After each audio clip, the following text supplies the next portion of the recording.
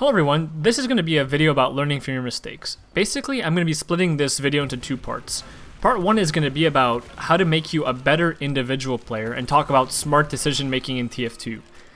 Part 2 of this video, which is going to be released at another time, is going to be about how to make you a better team player, and we're going to be talking about things like the min-max theory in Highlander, and it's going to cover like more competitive and more high-level gameplay.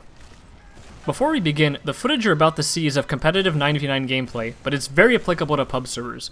But to actually apply everything you're about to see here, we have to make 3 general assumptions first. Number 1, there's at least one of each class on your team, including yourself. I understand this may not always be the case in pub servers, but in a 24-player server, this happens most of the time. Now number 2, you understand the core concepts of the game. This may sound a little bit weird, yeah, but a lot of players don't really realize that playing the objective is the ultimate goal. The game revolves around using Uber charges and playing off number advantages, and you really won't win the game by killing all their players if you don't push the cart or cap the point. Again, it's really stupid, but a lot of players don't realize it fully. And number 3, you have to assume that when one player on the other team sees you, their entire team immediately knows where you are and what you're doing. Again, I know it's not fair to assume this for all situations, but you have to really get used to this. Even at a basic low-level competitive level, teams will immediately know where you are through basic mumble comms like their scout is here, or their soldier is hiding behind rock, or I think their soldier or scout is about to do a certain play. So you have to understand that when one player sees you, their entire team immediately knows what you're doing. Let's get down to the content here. The absolute basics of learning from your mistakes comes in 2 categories. Number 1 is your DM. Your DM is short for deathmatch skills, which is basically your ability to aim and use movements to win against enemies. So it's how good you are in a 1v1 situation. Sometimes a kill basically comes down to aim better, but we won't really be talking about this today because I feel like it's not as important as a second category. And that second category is your game sense. Game sense is basically your ability to read certain situations and react accordingly. The more difficult the situation, the more game sense is generally required. You gain game sense simply by playing more, but analyzing what you did wrong will bring you so much further. Now here's 3 things that I learned the hard way from playing competitive that really helped me elevate my game.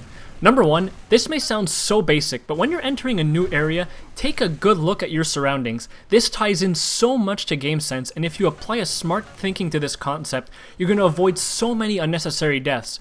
What really pushed me to start doing this was like, on my first season of Platinum, I kept getting destroyed by high-level spies like Akuma, Stabby, and especially Deer. They'd be hiding cloaked around corners, or even uncloaked, just outside of my normal field of vision in places that you really wouldn't be thinking of looking. Now here's a situation on Upward First where I show how important it is just to look at your surroundings and understand what you want to be doing. Here, I'm going for a play on their medic. So I look at my surroundings, I spot their demo there, I don't see any medic, so it means he's behind the house, so I adjust my play in consequence.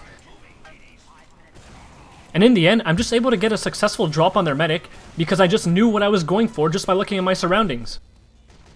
Now here's another example.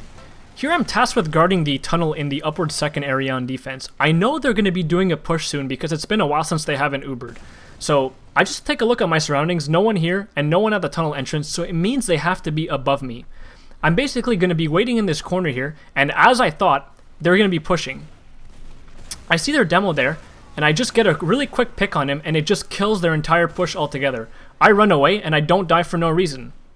Number 2, staying alive is much more important than getting kills, and I really can't stress this point enough. Because of how respawn timers work in TF2, even if you die to just get 1 or 2 kills, in the long run it may not even be worth it, simply because they spawn faster or have less distance to walk than you. Obviously, you have to use a little judgment here. If you drop a med, if you kill an engineer in his gun, or if you kill a crazy sniper going on a spree, all those things are worth it for your team. But in general, staying alive, doing damage, and denying areas will contribute a lot more to your success, assuming your team is on the same page. Number 3, something that helped me realize a lot of plays that I was making at a lower level were wrong was that after every death I would just think to myself, why did I die, and what could I have done to prevent that? Now, the immediate incorrect answer to this question is stuff like, I got out-aimed or I got sniped. And then you say, oh, I was helpless because of that. But what you should really be thinking of is, why were you taking that fight in the first place? Or why were you in that sniper sightline in the first place? Realizing that a lot of deaths can be prevented by not picking stupid fights or not standing in stupid areas is a golden ticket to improvement. Now I feel like this really covers the basics for improving. As usual, I really love reading comments and taking the time to respond. If you have any feedback, please let me know. I hope you guys enjoyed this video, and I'll be seeing you guys all soon with the second part.